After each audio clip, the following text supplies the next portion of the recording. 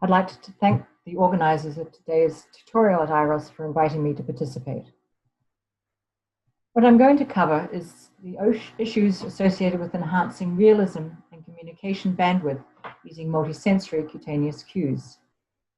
When we consider the cutaneous senses, we are generally thinking about the discriminative functions of the skin: touch, temperature, pain, and itch.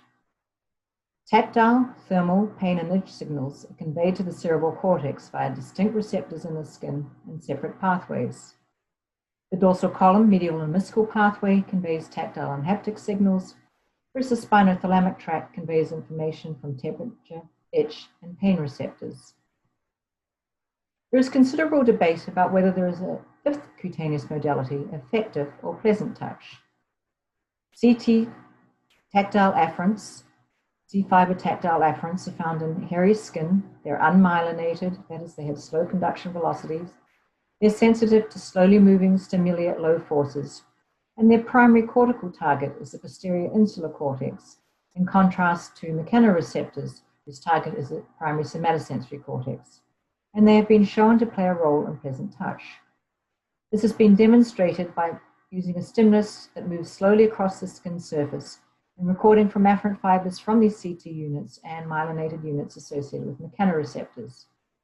What is found is that these CT units are very responsive to stimuli moving across the skin that's maintained at 32 degrees C, that's neutral temperature, and that when the skin is cooled to 18 degrees or warm to 42 degrees, they are less responsive. Moreover, when people are asked to rate the pleasantness of these stimuli as they move across the skin, those stimuli delivered at the neutral temperature of 32 degrees C are rated as more pleasant than those at 18 or 42 degrees C. So clearly we have the specialized input from the skin that relates to the pleasantness of contact. When we look at the discriminative senses, we are most familiar with touch. There are specialized mechanoreceptors in the glabrous, the hairless skin on the palms of the hand and the soles of the feet, and in the hairy skin. And on the basis of inputs that arise from these receptors, we are able to perceive a multitude of properties of objects: their surface texture, whether they're rough or smooth or hard or soft, the orientation, their shape and size, relative curvature of the surface, whether the object is motionless or moving across the skin surface, and the pressure with which it makes contact with the skin. We know from the work of Lehman and Klatsky that there are particular movements or exploratory procedures that people use when they have to extract one type of information about an object. So if we're interested in texture, we tend to move our fingers across the surface to perceive texture, whereas if we want to know about the weight of an object, we place it in our hand, jiggle our hand up and down, and sense its mass. Less familiar with many in the haptics community is the sense of temperature. For this, we have two classes of receptors, those that respond to cooling of the skin and those that respond to warming of the skin. These receptors are located in the epidermis and dermis and are free nerve endings, unlike the specialized mechanoreceptor endings we find. There are thermosensitive ion channels on these endings, and they are activated by distinct physiological temperatures ranging from 15 degrees C up to around 45 degrees C. So each of these transient receptor potential channels has a range of temperatures it responds to, and that is how changes in skin temperature are conveyed to the cerebral cortex. If we want to find out about the temperature of an object, we tend to optimally use static contact. That is, we maximize the area of contact between the area of the skin of hand and the object. And in doing so, we really only extract two properties. We can identify whether the skin is cooling or warming. We don't have that wealth of experiences that we have with tactile input. The final two discriminative senses are pain and touch. These are independent. They are traveled via separate pathways and mediated by different sets of neurons. We have four classes of nociceptors: thermal, chemical, mechanical, and polymodal. The thermal ones respond to noxious cold and heat. Chemical nociceptors respond to chemical agents such as the capsaicin and chili peppers. Mechanical nociceptors respond to tissue damaging events such as a needle penetrating the skin or a cut on the skin surface. And the polymodal receptors respond to all three types of stimuli. Itch or pruritus is distinct from pain. There are two agents that are activated in this system. One is by chemical, that is chemicals such as found in poison ivy or poison oak, and mechanical agents such as found in rough or coarse wool fibers. These result in a feeling of itch that is usually relieved by scratching the skin surface. There's been very little work done on incorporating these types of inputs into display technology, although one could envisage some scenarios where it may be important to get a very strong alert or arousal response for a user, and so it may be appropriate to incorporate these under those conditions. The unique aspect of haptics and tactile sensing is that the signals that come from the periphery are used for both perceiving the properties of objects, whether they're smooth or rough, how much they weigh, and for control of the hand as it manipulates the object. That is, we need to make sure we don't generate too much force and damage the object, also that we generate sufficient force that if we're grasping it, the object does not slip between our fingers. And so that makes haptics and tactile sensing unique with respect to the other sensory modalities because of this bidirectional aspect of the sensory input that's used to control the hand and also to perceive the properties of objects held in the hand. There's been a lot of work done on haptic inputs and multisensory visual displays, and a lot of that work has been reviewed here today. Various virtual features and textures have been created on flat screen displays, an area known as surface haptics. There have been various display technology developed to enhance the degree of realism in all sorts of virtual reality, mixed reality, X reality systems, in gaming, education, training. And here what you're trying to do is to convey mechanical information about the environment to complement the visual cues that the user is receiving. There's also been a lot of work done on facilitating control in human robotics systems by conveying mechanical information about interaction forces to a user. Thermal displays have been around for at least 20 years and have been coupled to various parts on the body. They typically comprise a device such as the Peltier device that heats or cools the skin surface. That's incorporated in a thermal display that is under servo control with the input from the temperature sensor on the Peltier module being the input to the controller. In these systems, it's critical also to measure skin temperature, since the temperature of the Peltier device is not initially tracked well by the skin due to its thermal inertia and general thermal properties. So there's a lag in the initial response. And over the time course in which a temperature change may be implemented, the peak skin response typically does not match the input response from the Peltier. There have been two main applications that have been explored for thermal displays. Initially, work focused on looking at material and object identification. Here, the interest was in saying when the hand makes contact with an object, there's a thermal interaction depending on the temperatures of the object and the skin. Typically, the object is at ambient temperature and the skin is warmer, and so heat is lost from the skin as the object is warmed. These changes in skin temperature are sensed by the thermoreceptors, resulting in a thermal sensation, and on the basis of these cues, we can perceive the material composition of the object. That is, we can identify whether it's bronze, ABS, Delron, etc. Based on these types of inputs and changes in skin temperature, we then can develop a thermal model of what the change in skin temperature should be for different materials. We then implement that thermal model in a thermal display and compare people's performance with the display versus the real material. What we find for a large group of materials that span quite a range of contact coefficients, that is the thermal property of the material, that people are as accurate in identifying simulated materials as compared to real materials, that is 49% as compared to 55% for real materials. These data also clearly indicate that we are not particularly adept at identifying real materials based on the material composition. However, we can simulate those thermal cues realistically, and people can use those simulations to identify what an object is made from. The second area of application of thermal displays is more recent, and that relates to thermal icons by analogy to tactons and visual icons. Here, what you're trying to do is to use temperature to encode abstract information. That could include things such as the proximity of an event or an object, the affective response to something. In social media contexts, warming may indicate a pleasant experience, cooling may be an adverse one. Preference for certain things, and then as a metric for changes in any number of variables, for example, pressure, flow, or distance. 4 dimensions are available to create thermal icons. Quality, meaning that we either heat or we cool the skin. Extension or the spatial aspects of the stimuli become possible as you change the number of Peltier devices in your display and the spacing between them. You can activate selectively a certain number of them or a certain sequence of them.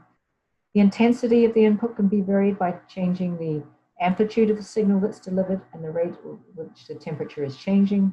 And then duration can be used by playing around with the temporal parameters of the stimuli. When we have created a set of thermal icons shown here, where they are warm or cooling the skin, and then with either different waveform profiles from double pulse square waves to ramps and steps, and ask people to identify these icons, we find that they're able to identify them with around 90% accuracy and an information transfer of 2.13 bits. So thermal patterns presented on the skin, in this case we have done this work on both the forearm and the hand, can be accurately identified and can be used to convey information about the real world. For thermal displays Next Reality, we see these 2 applications also being explored in recent work. Enhancing the sense of realism, recent gloves that are being developed with thermoelectric coolers in them, in which you mimic the changes in temperature associated with contacting or grasping the object in the simulated environment, with the hand cooling more when copper is grasped as compared to urethane, which results in a much slower change in skin temperature. The communication options can be implemented by enhancing an interaction by cooling or warming the skin in an isolated display on the wrist or on the ring to indicate something about the event to the user. Thermal-tactile interactions, however, are fundamental to perception. And by that I mean we don't just perceive tactile inputs and separately thermal inputs. They are very much coupled in our experience of the real world. We feel the object as hard and cold, or in patting a pet, we find both the fur warm and it feels soft. And even for perceiving things such as moisture or wetness, we don't have any hygroreceptors in our skin. What we do have are pressure tactile sensors and temperature sensors that enable us to detect the relative moisture of various materials in contact with the skin. And so thermal tactile displays have been developed that simulate the changes in skin temperature and tactile inputs associated with contacting and manually exploring an object, again to assist in recognizing virtual objects or to create more realistic experiences in virtual environments. Here we're trying to get a multi-sensory percept in which we couple the mechanical input, in this case pressure and vibration to perceive surface texture, with a thermal input that gives us some information about the material composition of the object.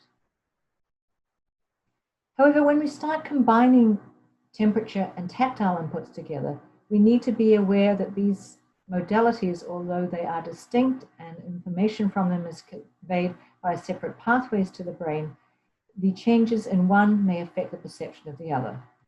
So for example, when people are asked to judge the perceived roughness of various surfaces, it is found that it declines as the skin temperature decreases and is enhanced at higher temperatures.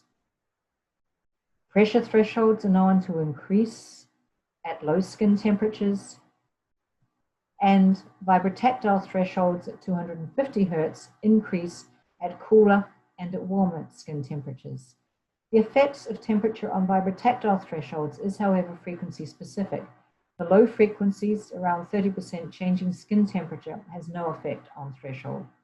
And so each of these aspects of perception needs to be taken into account when one develops thermotactile displays. Analogously, tactile and haptic inputs can affect thermal perception. The perceived magnitude of a cold stimulus is attenuated, it's reduced when a finger moves across a display. But when the display moves under the stationary finger, it has no effect on the perceived coldness. the illusion known as thermal referral, which refers to the perceptual experience associated with a specific pattern of thermal stimulation. That is when two fingers are warmed and the one in the middle is maintained at neutral skin temperature, or when their two outer fingers are cooled and one is neutral skin temperature. People perceive the same temperature change occurring at all 3 digits. So in other words, there is this spatial summation effect across the digits when we have concurrent stimulation around an area. This is important to consider in situations in which we have a multi-element tactile thermal display, because it means there may not be discrete processing of inputs due to phenomena such as thermal referral.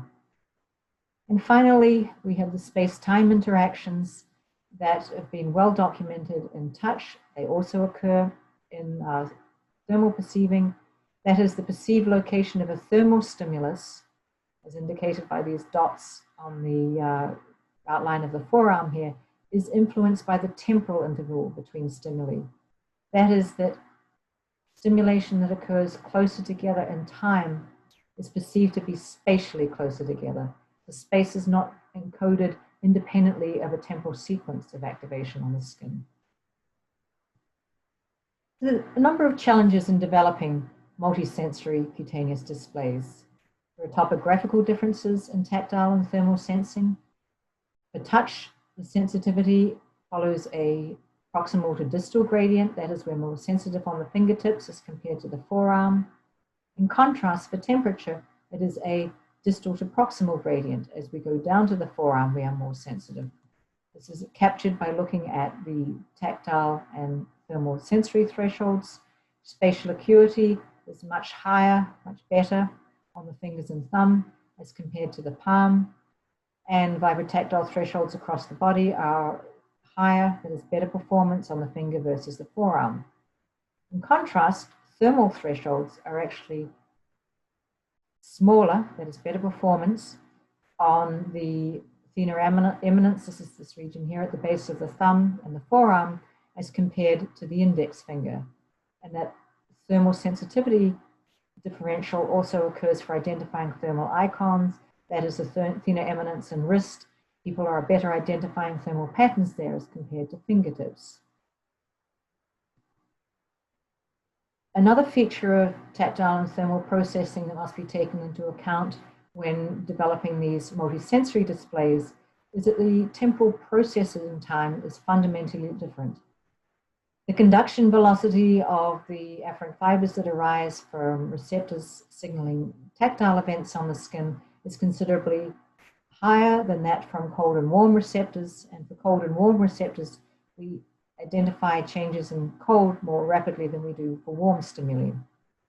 These differences in conduction velocities are reflected in human reaction times, with faster times for touch as compared to cold and warmth. And again, we are quicker at detecting changes in decreases in skin temperature as compared to warming skin temperature. So that means that when stimuli are presented concurrently, it's not that one can assume that the observer is perceiving these as being simultaneously events. There are lags between temperature responses of a display in the skin, and it is possible for vibration inputs to mask temporal temperature inputs if they have a simultaneous onset. We have looked at combining these inputs in single displays, again with the interest in enhancing bandwidth or improving the degree of realism in virtual displays, and really understanding under which conditions tactile or thermal inputs may mask or inhibit processing of the signals. For this, we've used annular Peltier devices with vibration motors in the middle of them so that we can spatially co-locate the stimulation. What we find is that when we look at the effect of skin temperature on the perception of vibration, that the changes that are perceived very much relate to the properties of the vibration. That is, when we compare the ability of people to identify different patterns of vibration, shown here, we've varied the duration of some signals and the pulse amplitude, and looked at performance when the skin is at neutral, that is 32 degrees C, or cooled by 7 degrees, or warm by 5 degrees. What we find is that warming the skin affects the processing of vibrotactile patterns. when the skin is warmer, shown here, it is easier to identify amplitude variations, but harder to identify varying temporal properties as reflected in these sort of inputs here. So warming has this preferential effect of making amplitude identification easier, and so in the context of a thermotactile display, rougher surfaces and so on may be easier to pick up as the skin is warmed. And we've looked at the effect of vibration on the perception of thermal patterns. The converse, we've found, again, these are the vibration patterns shown in green. These are the thermal icons, either warming or cooling. What we find is that concurrent vibration impairs the perception of cool stimuli more than warm stimuli, and that the more dynamic vibration, these 4 pulses shown here, the greater the effect for both warmth and cool. So I think it's fairly obvious from the plots here that cooling is impaired more than warming. So one may want to argue that it may make more sense in some scenarios to actually focus on only warming the skin and not cooling it. So to conclude, despite the independence of the tactile and sensory and thermal sensory systems, interactions between the two occur for many aspects of perceptual processing. Such interactions vary for cooling and warmth, reflecting the fundamental differences in the properties of these two thermal systems. However, we believe that by judiciously choosing certain concurrent inputs, it should be possible to enhance perception in multisensory sensory displays. One can imagine that you would warm the skin to facilitate perceiving rougher surfaces, and then in other situations, the temporal parameters may be used to enhance perception. Thank you for your time. I look forward to hearing any questions we have later on.